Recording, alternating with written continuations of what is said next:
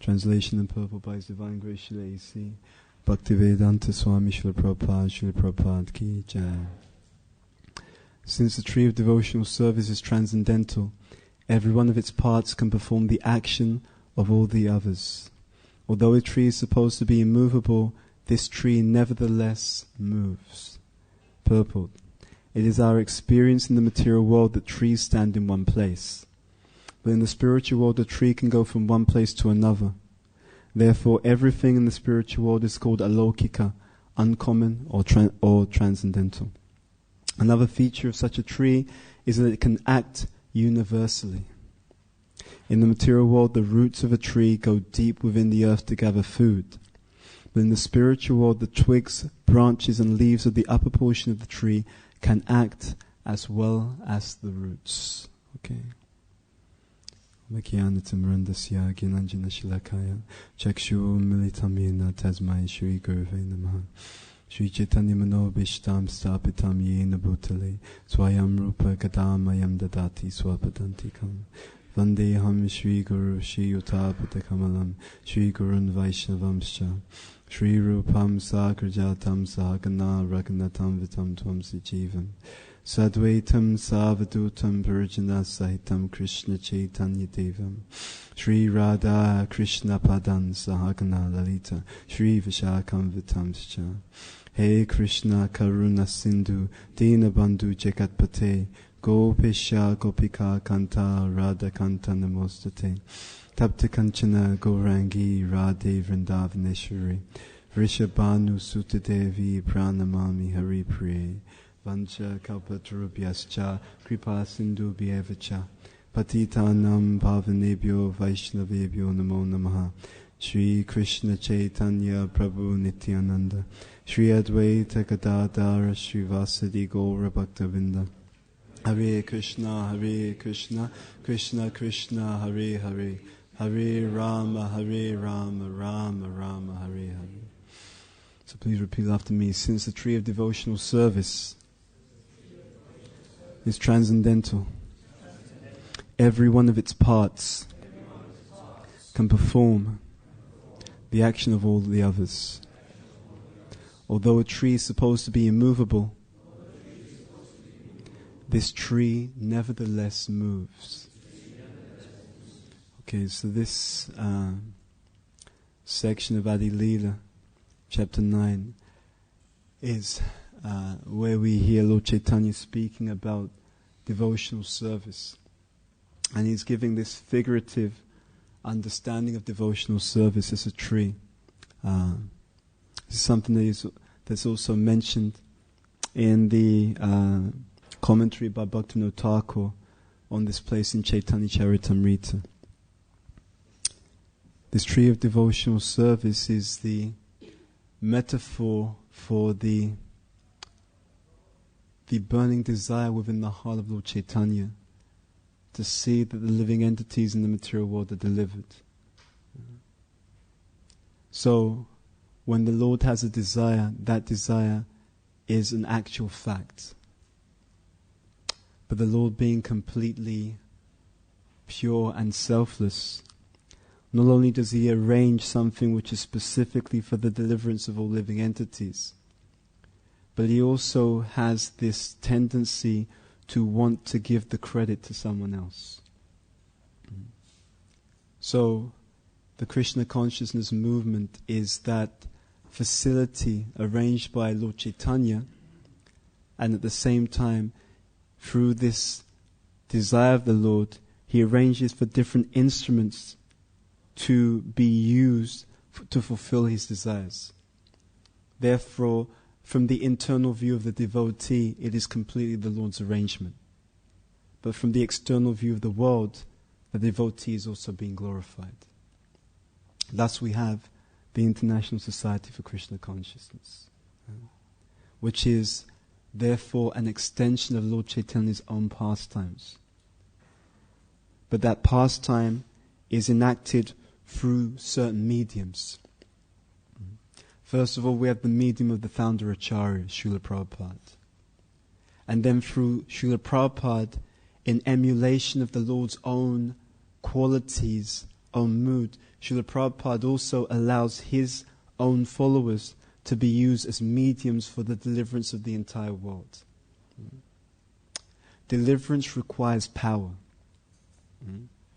It requires potency to transform an entire world which is steeped in ignorance. To transform an entire creation full of criminal mentalities. It takes great power. That power has to be supplied by someone, and that power can run through certain mediums. And everyone who claims to be a follower of Srila Prabhupada has the ability to be a medium through which the will of the Lord and the potency of the Lord can manifest.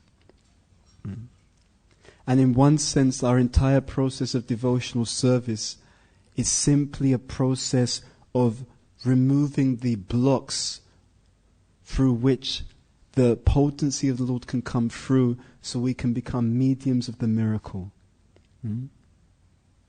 So this movement is a miracle. If you think about the mission of Lord Chaitanya, it is practically the most audacious thing that anyone can attempt. It is the most audacious mission that anyone can attempt. Right? You have the material creation packed full of living entities, all of which have come here to run away from Krishna. We don't often talk about it, but we should understand that there is a primordial anger that the living entity comes with. This is explained in Bhagavatam. And that primordial anger is the anger that comes because we want to be God, but we can't. So there is a certain frustration and a certain anger that's there within the heart through our attempts to play God, and these attempts fail. At the same time, there is this Krishna consciousness movement. So what is this movement? This movement is audacious. The movement of Srila Prabhupada has come to get the living entities of this world, right? All the living entities, not just even human form, all the living entities of this world to accept the very person that they have come here to reject. The very person we've come here to run away from. This mission, this daring mission, is to induce those people, those same people, to accept that same individual. So it's an audacious mission. And because it's the most daring and audacious mission, it requires great potency to be fulfilled. So our process of surrender is that process of being more and more an instrument in the hands of the Lord. There are degrees of instrumentality. You're an instrument to the degree that you allow yourself to be. And our process is very magical and very mystical in that regard. For example, it is not the case that the disciple can surrender fully to the Guru. That is not the case. Because that ability to fully surrender, that is a gift. That is bestowed by the Kripa Shakti of the Lord through His devotees. Even as aspiring disciples or aspiring devotees, well, our position is such that we can appreciate what Srila Prabhupada has done. We can appreciate what our spiritual master has done. And then we can work like anything to try to serve, to give everything that we can in the service of Guru and Gauranga. And when these transcendental personalities are pleased, by them being pleased, they open up the gates within the consciousness which allow the living entity, allow the disciple greater degrees of surrender. So our process is extremely personal. The process of Krishna consciousness is extremely personal, and it's extremely esoteric, because it's always that the process is bestowed. Jai Shri Shri Radha Gokulananda Ki Jai. Shri Shri Sitaram Lakshman Hanuman ki jai, Shri Shri Gaunitai Guru Parampara, Shri Prabhupada Tulsi Maharani ki jai. It is always the case that we are experiencing more than we are qualified to experience. Always. And that's not a problem. It's actually a good thing. There is a very interesting dynamic that happens in the spiritualized consciousness. The person becomes more and they feel that they are less. You understand? As an individual who's practicing devotional life, if we're practicing properly, then as we receive more and therefore have more adhika, at the same time we feel that we are less. Because we're always understanding that whatever I'm gaining or whatever I'm being allowed to do is far more than my own qualification.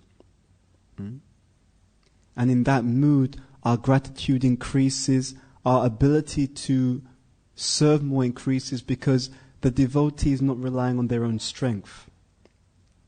When we see videos of Srila Prabhupada, we notice that he's like an anvil in this world. Have you ever get a sense of how grounded Prabhupada is? When he's speaking to anyone, you can see not just physically, but you can tell by the way he speaks mentally, intellectually, spiritually, he's completely unshakable. That means there is such a tremendous depth to his devotion. Such a tremendous depth to his devotion that nothing can move him. And what is that depth? That depth is Krishna's own potency running through the entire being of his pure devotee. So here this point is being made about the roots. But there are also the roots of our own devotion. We have so many great opulences in our spiritual practice. For example, Vandanam. I was recalling a class that was given by His Holiness Tamal Krishna Maharaj. And it was on Srila Prabhupada. And he was mentioning how when we read the prayers of Srila Prabhupada, Makane Bhagavatam, the Jaladuta prayers, what we are being exposed to is the internal mood of the founder Acharya. And that internal mood is extremely potent. Because if one is able to reflect upon, meditate upon, and try to move in alignment with such an internal mood, then that internal mood, what is it? It is a literal demonstration of someone who has absolutely no obstacles within the heart, no blocks within the consciousness, none of the enemies of the mind exist within that consciousness. And that mood, that feeling of a completely purified consciousness is then expressed in the form of prayer. So the pure devotee leaves clues behind as to how others can follow in such the person's footsteps. So all of these different aspects are there. We can get clues as to the mood and the consciousness, clues as to the desires of such pure devotees. And if we cultivate that, the pure devotees being pleased, they open or they release the different obstacles within our heart. So our process is always one of dependence and surrender. The greatest trick of Maya is to get the living entity to rely on their own strength. It's a trick. Because no matter how strong you are as an individual, you will never match the strength of the material energy. Devyeshu gunamayi mama maya daratyaya mamevaye prapadyante maya metam tarantite. It is completely implausible for any living entity to have the strength of the material energy. So as Krishna says, this divine energy of mine is daratyaya. It is very difficult to overcome. And he's of course being kind. It's not very difficult to overcome. It is absolutely impossible to overcome. But he says, those who prapadyante, those who surrender unto me, they can overcome it very, very easily. So the devotee, if we catch the hint, we're not concerned with our own strength. The best thing is to completely forget about your seeming own strength. Sometimes a devotee will see in their chart and it said, oh, you have some spirituality, you're spiritually inclined, you may have been a spiritual person in your previous life, you may have been even a devotee in your previous life. Best to forget about that. Don't worry about that. Just consider where you are now. Right? The more that we feel ourselves dependent upon the Lord, the more our devotional life becomes enriched with not just potency, but also intelligence. Right? There are two types of intelligence. One type of intelligence relates to the karma of the physical body. But that intelligence for a devotee is supplemented by the Lord according to one's devotion. Therefore, sometimes you see people who in the outside world, they weren't so smart. But as they've become devotees, they're very, very sharp. That intelligence is Krishna's intelligence working through them. So in this place in the CC, what Lord Chaitanya is speaking about actually is spreading the Krishna consciousness movement all over the entire world. And distributing these fruits. He speaks about these fruits. These fruits are the love of God. You can give what you have. And what you have is what's been given to you by others. So we are very, very deeply intertwined in the destiny of each other. I was just thinking about this point the other day. People have different karma. So there was one couple who were expressing something a while ago, how the husband was saying that he had a job, he was earning a certain salary, and then when his wife became pregnant, suddenly his salary tripled, like that. I think they moved home and everything like that. It was all in preparation for the child, because the child had the karma to have a more opulent situation.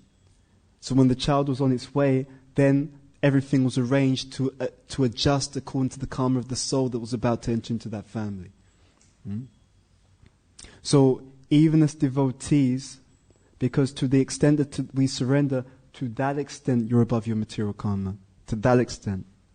So even as devotees, we are playing off each other's strengths. That is why association is so crucial, and that is why appreciation is essential.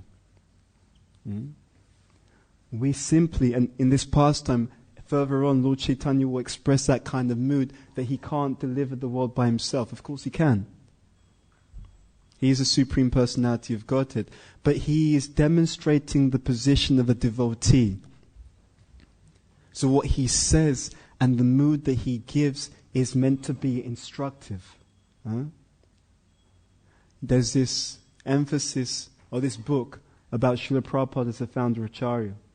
And it's interesting because many devotees don't know, but Prabhupada didn't just set out to start this institution. He was in touch with his godbrothers. He was saying that Guru Maharaj wanted us to work together.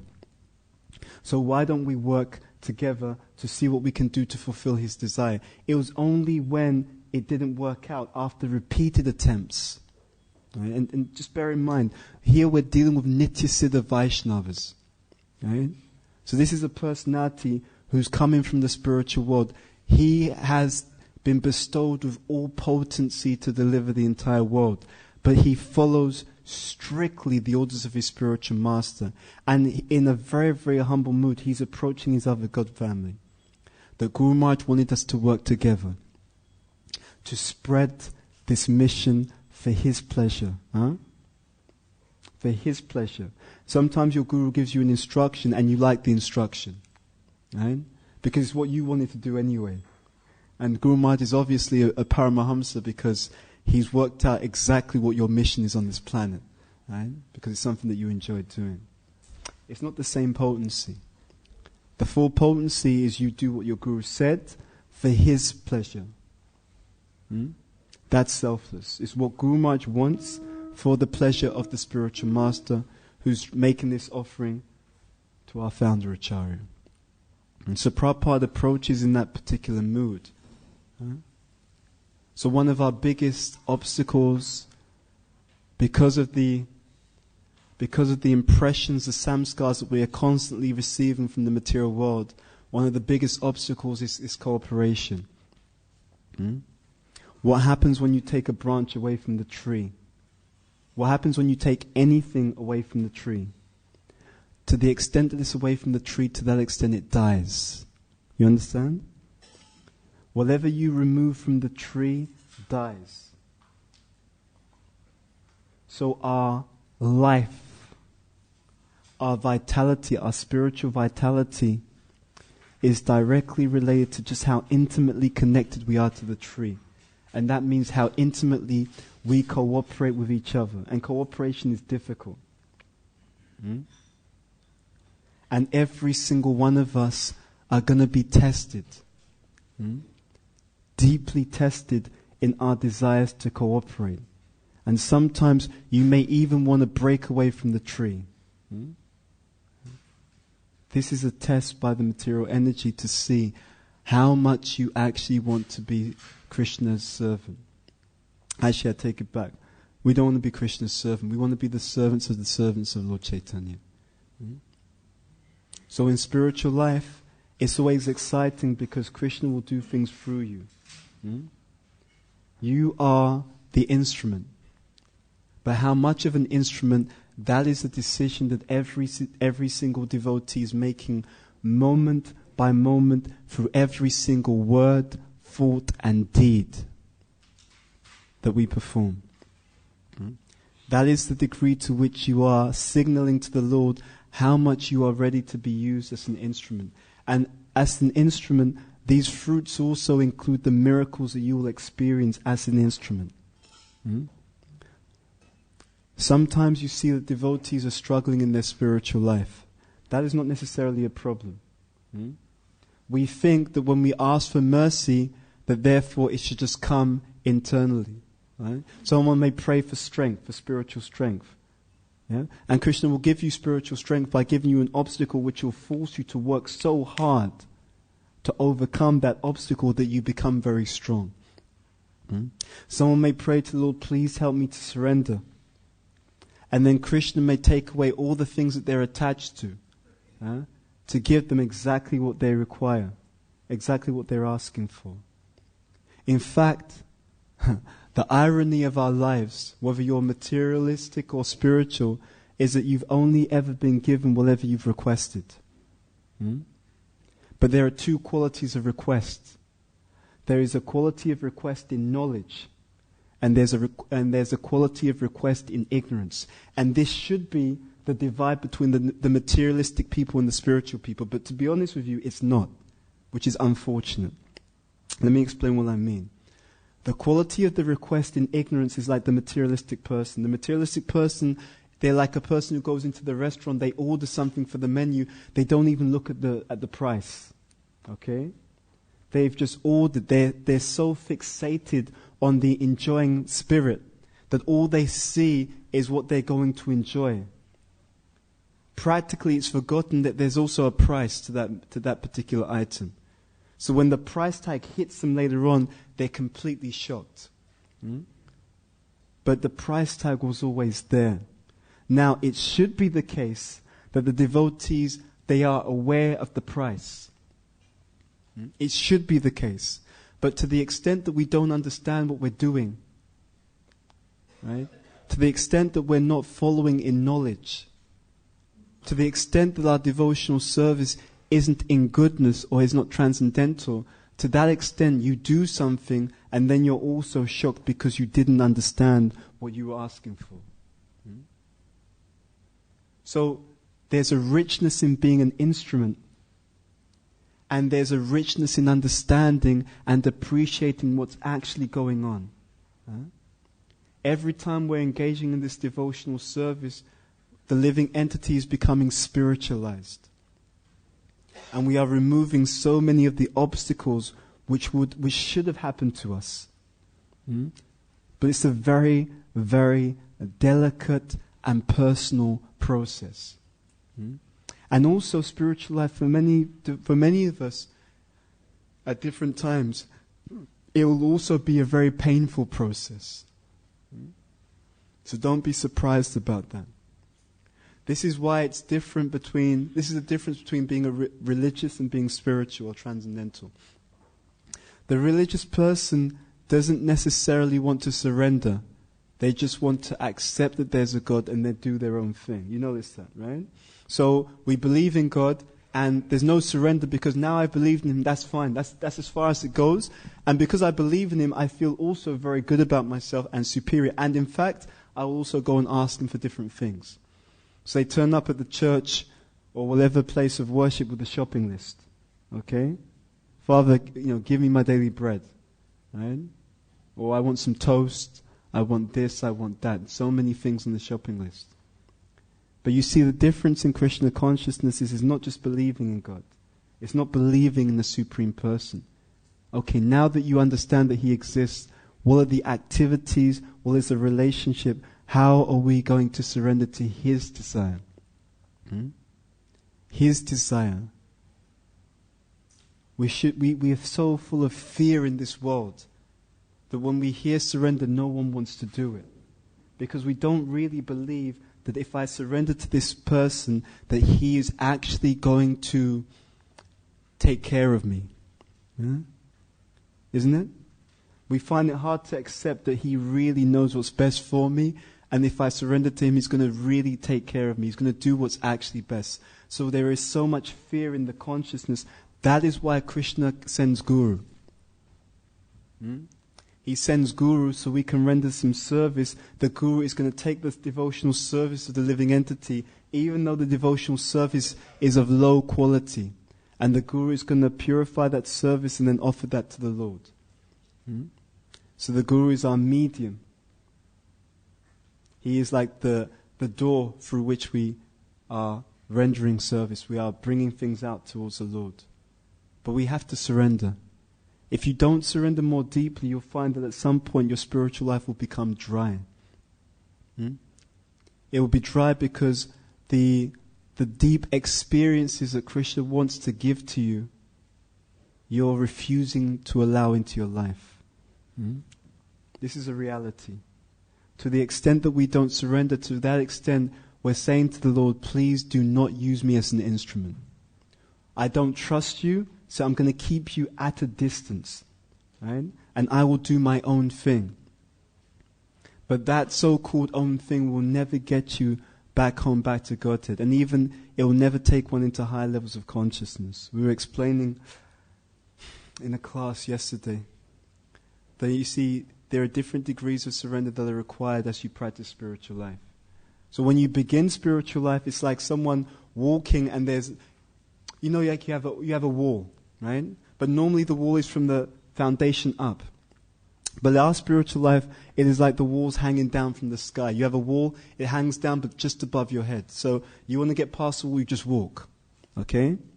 Because it's above your head, you can just walk ahead.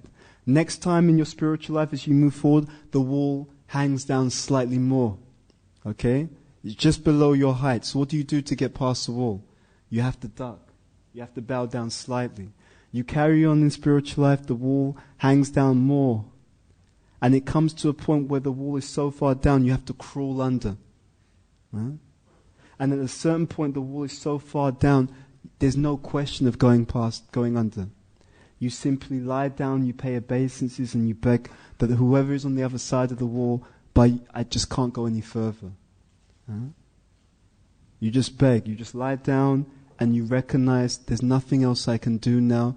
Dear Lord, dear Srila Gurudev, by your mercy, if you so wish, please allow me to move forward.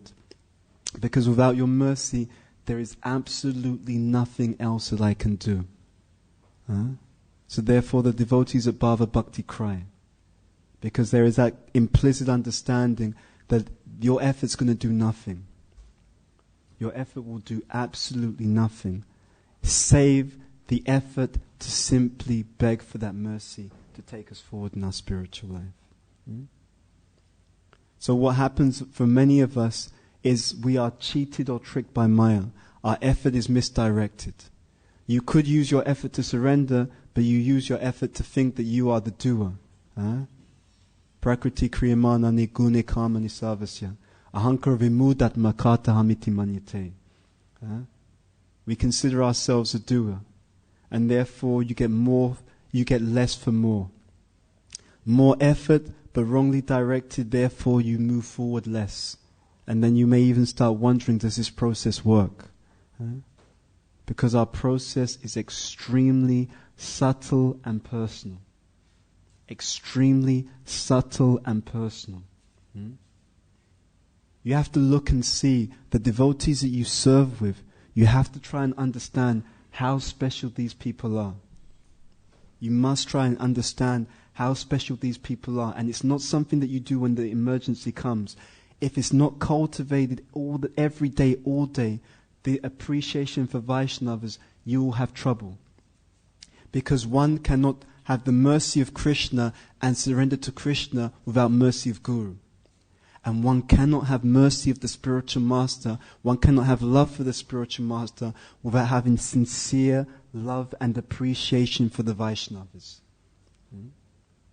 So it begins with how we treat each other as members of the same family.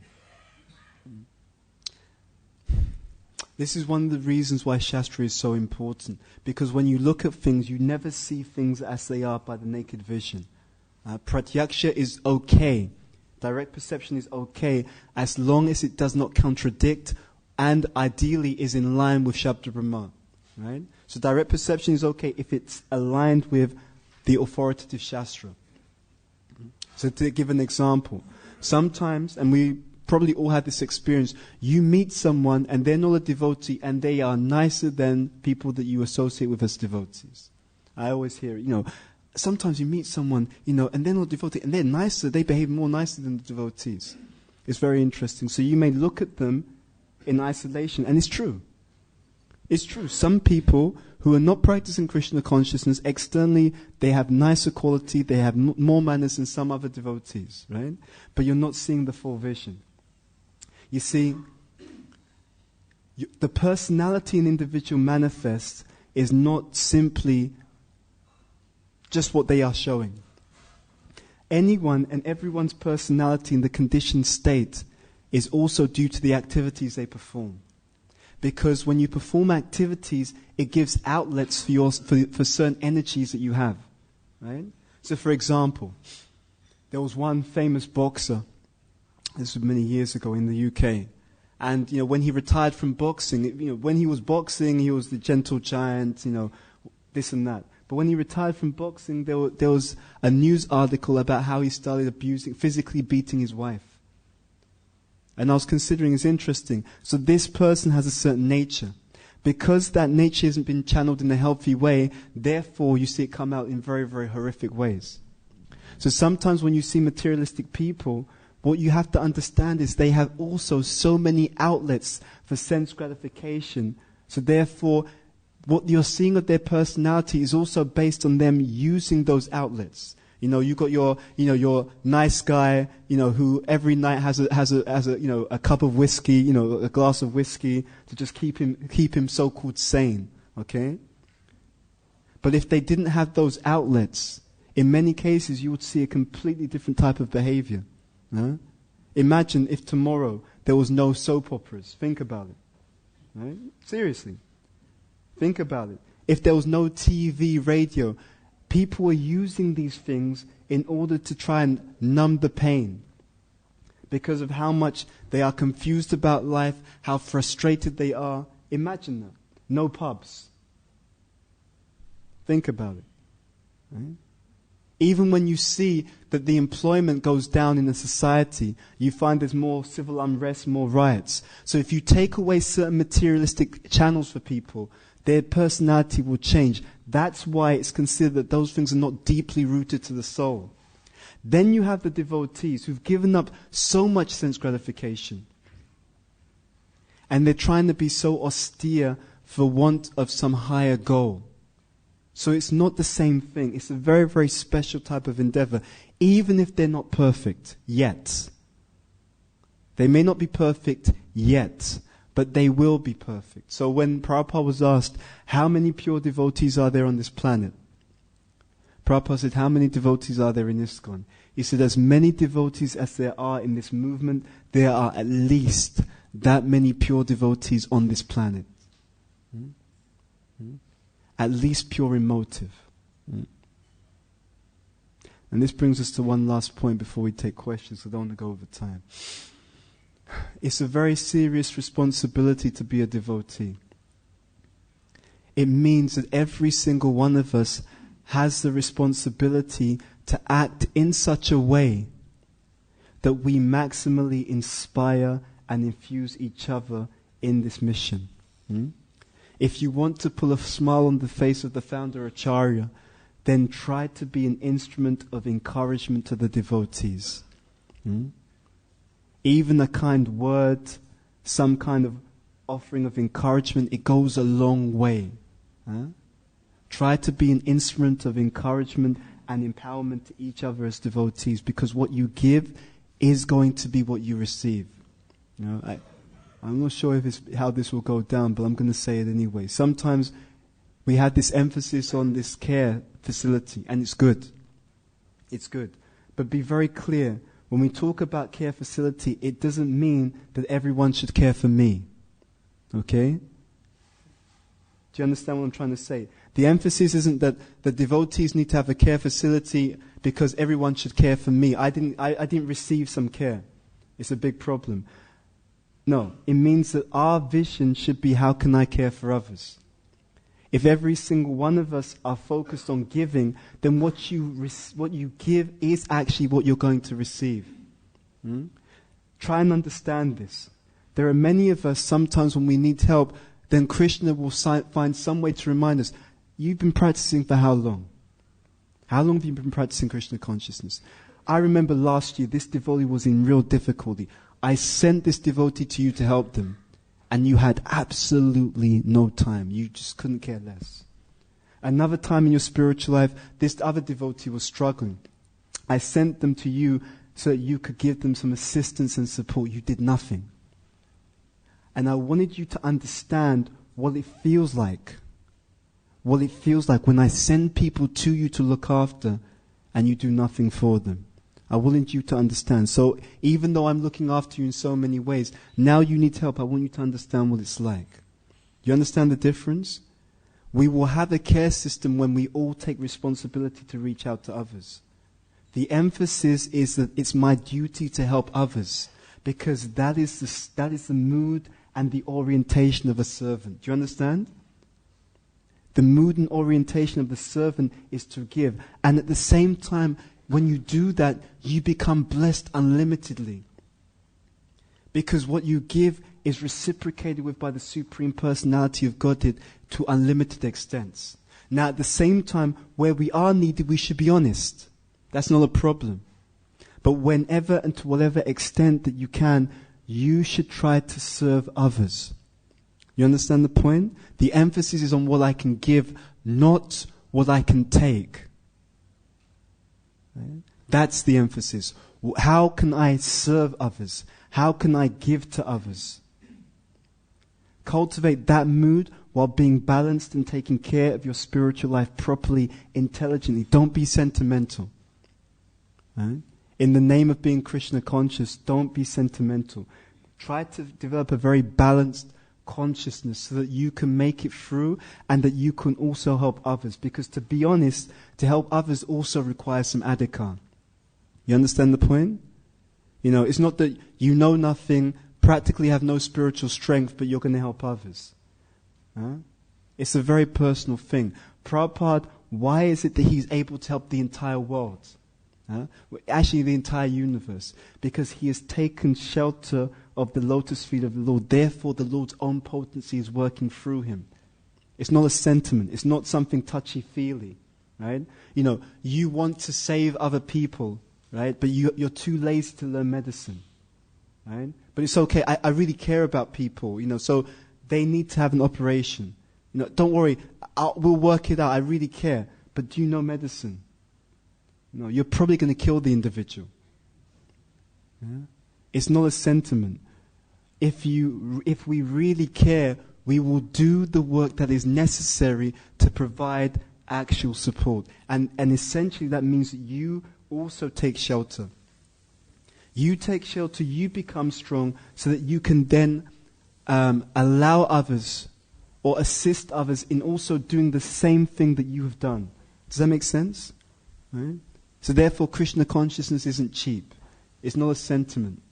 We should do the best that we can, but that means we should look after ourselves spiritually and in all ways that support the spiritual endeavor so that we can be there for each other. And the emphasis is on what I can give to others, what I can bring to the community, how I can give, because I know that the best way to receive is to give. That's our entire process. To the extent that you surrender, to that extent you can also assist others in that surrendering process, because Krishna's own miracle, intelligence, potency will constantly be flowing through your consciousness, through your intelligence, and manifesting in your entire life. Bhakti breeds bhakti. Bhakti breeds bhakti. The more that you have, the more that you actually receive. The more that we have, the more that we receive. It is simply an upward spiral until the day that you leave this body and you go back to the Supreme Personality of Godhead. And for many devotees, even before you go back, Krishna will speak to you. He can, direct you. He can appear before you. This is our process. This is how the miracle unfolds. And this is how the tree extends to everyone, because we allow the Lord to work through us by our sincere surrender. And that surrender is a gift that comes from Guru, it comes from Vaishnavas. So much of our progress is actually locked up within the heart of the other living entities, the other Vaishnavas in this room. They're pleased, they bestow their blessings. And you don't know it, but it's because of that bhakta who liked you, who appreciated just that kind word, but sincerely done. Right? It's not a technique. Right? That heartfelt desire. Sometimes you don't even have to say something. You simply, genuinely want to see the other Vaishnavas progress in their Krishna consciousness. And you're prepared to get up and to do something to that effect. Because ultimately, at the end of the day, all we have is us. We're like an extremely tiny, audacious group of individuals in this material world. Trying to do something which goes completely against the grain. So, when the pure devotee appears on this planet like Srila Prabhupada, basically what you have is this. You have the immovable, you have the unstoppable force of the material energy meeting the immovable object of devotion. And we're simply trying to stand behind Prabhupada, because when that energy hits the pure devotee, it doesn't touch him. And as long as we're aligned behind him, to that degree we're also protected. Does that make sense? Yeah? But only to that degree. So we encourage you, make your Krishna consciousness very practical. This isn't an intellectual thing. Look at the prayers. Try to cultivate that mood. Serve with a genuine mood. It's not that you have to do more. It's not like a job. You put more hours in necessarily. It's all about consciousness. Of course, people who are very gross and materialistic, they try and present it as something else, but it doesn't matter. It's actually all ultimately about consciousness, because therefore, Krishna in the heart, he knows sincerely what you actually really think of the devotees. He genuinely is aware what's your actual motive when you're rendering devotional service. Right? And even if the motive isn't good, if we're at least able to be honest about it, that's something. Because this is the other side. If you're honest about your shortcomings, Krishna will take them away. There's no need to be quote-unquote embarrassed. You understand? Genuinely, we can say, also from experience, that when we're able to be honest in the association of devotees, okay, I have this anatta. I don't want it to be there, but it's there. Right? It's expected because you have millions of lifetimes in this material energy. If you can be open and honest about it, and if you can, more importantly, be that devotee who's mature enough for others to be open and honest about their shortcomings, and still lovingly encourage them, you'll see your Krishna consciousness becomes explosive. Because that's madhyam quality. That's madhyam quality. So we want to try and have that mood.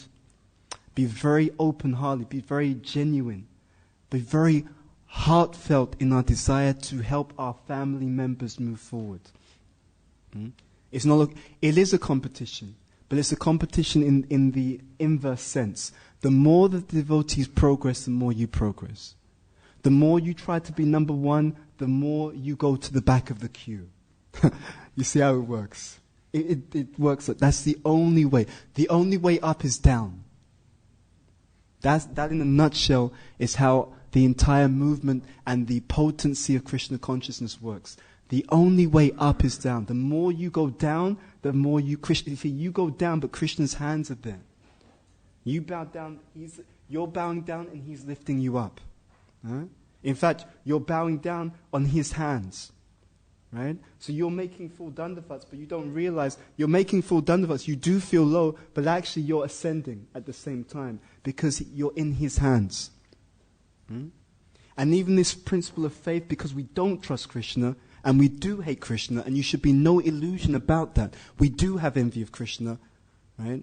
We're simply trying to change that process by seeing what he does, having that appreciation, and then also surrendering a bit more. It's not false.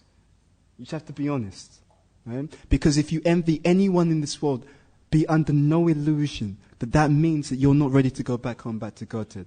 Because the living entities here, they have some minute traces of Krishna's potency. It's tiny.